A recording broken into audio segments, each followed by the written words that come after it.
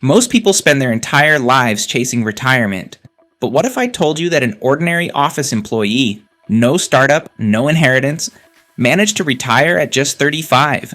His name is Jake, and his story might just change the way you think about money. Jake was just like most of us.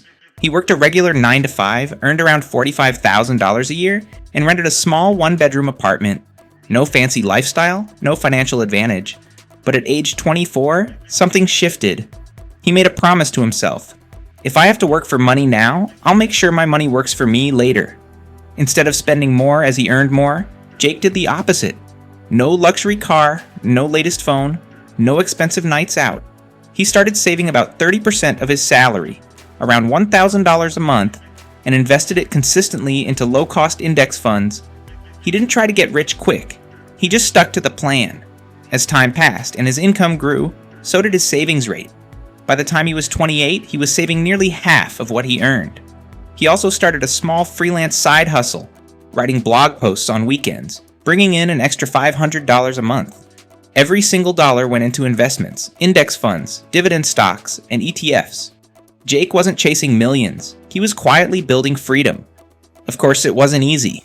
While his friends were spending weekends at music festivals and buying the newest tech, Jake was budgeting, reading about finance, and staying consistent. Some laughed at him. Others didn't understand him. But Jake wasn't trying to impress anyone. He had a different goal. By the time he turned 35, Jake had built an investment portfolio worth over $400,000. Thanks to compound growth, dividends, and his disciplined strategy, he was earning more than $3,000 a month in passive income, enough to cover all his living expenses. That's when he did what most people only dream of. He quit his job. Not because he hated working, but because he didn't need the paycheck anymore. Jake isn't a millionaire. He's not famous. But he has something far more valuable: time, freedom, and peace of mind. And he got it by following just 3 simple principles: start early, stay consistent, and let compounding do its magic. So here's the question: are you working for money, or is your money working for you?